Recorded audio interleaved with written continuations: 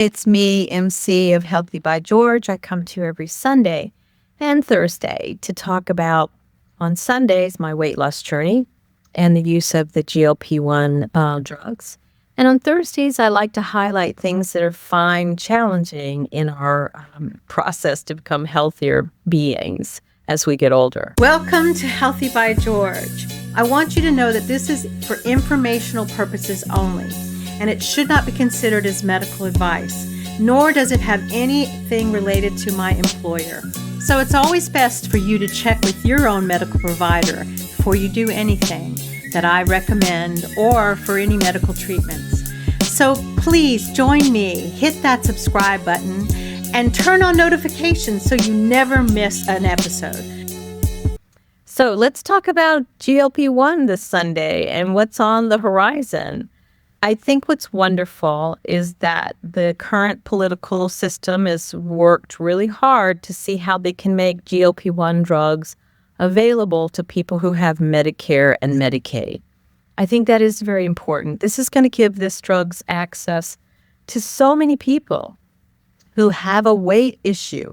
Right now, the only thing that is covered by Medicare or Medicaid is if you have diabetes or if you have a heart failure. And now they've just recently approved tirzepatide for the obstructive apnea, sleep apnea problem. So I think that now if we can get weight loss drugs approved by Medicaid and Medicare, this really offers a huge opportunity for people who haven't become sick due to a comorbidity of their weight. They can get their weight under control because there are complex issues as to why people are overweight or obese.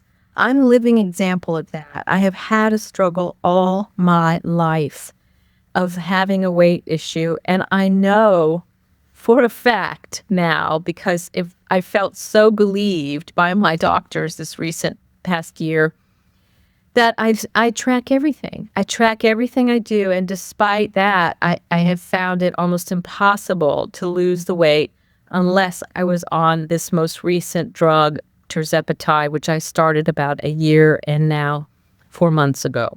Clearly, there is something that is more complex than just what everyone commonly says: you need to eat less, you need to move more. Of course, I do. I eat less, I move more.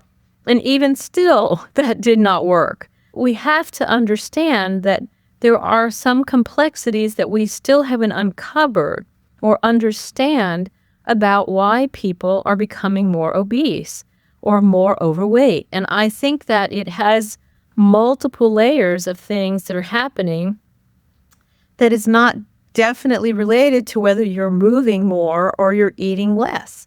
I think that it has something to do with our food quality. I think it has to do with our environment. And I think it has to do with the amount of plastics or toxins that are in our environment. And we still don't understand that. And so I think until we really get a better understanding of this, anything that will help our bodies lose weight easily, especially if you're like me, someone who has implemented behavioral changes, moving more, eating less. I'm serious. My calorie level, if I followed the standard, what everyone says is a typical calorie level of what you should eat for your weight, I would never lose weight. I can only lose weight, even on this drug, if I stay around 1,500 to 1,700 calories a day. That's it. I cannot go above that.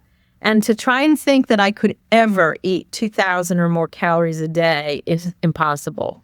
I don't think that's something that's in the cards for me. So I have to choose my food wisely. I have to think carefully, what am I planning to eat today?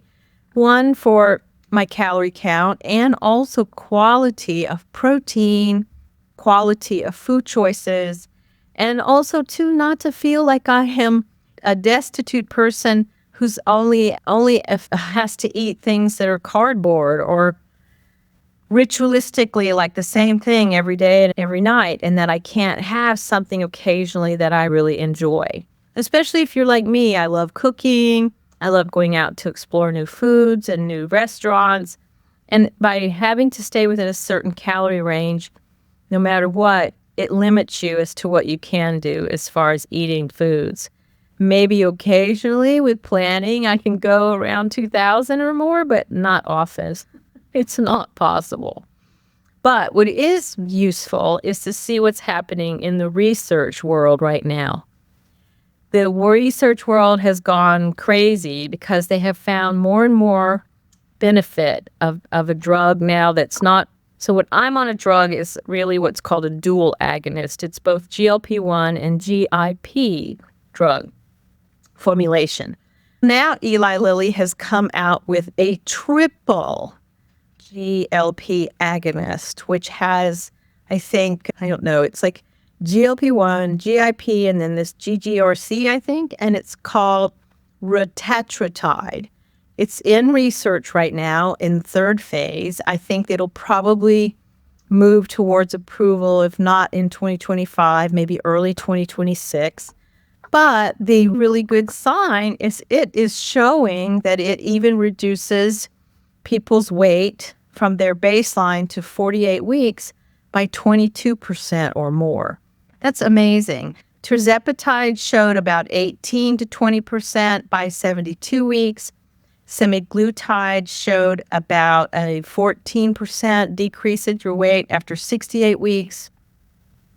And there are other drugs out there, too, that are not as prominent as these three. But there is liraglutide. If you do 3 milligrams once daily, a once daily injection, that also helps you lose weight like 6% after 26 weeks. There's also the drug that's also a dual agonist called survodutide. It again helped people lose weight 6 to 15%. And there is another one that's called mesdutide.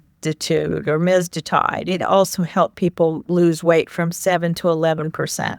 All of these agents show us that these are absolutely useful drugs for people who have obesity, who have weight issues, and that they really, whatever the problem is, this is something that could help them. And we have lots of choices. And I think that there is even a pill. All of those drugs are injectable.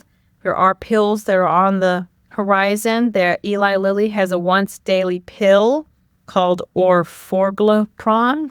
What is that? My God, these names.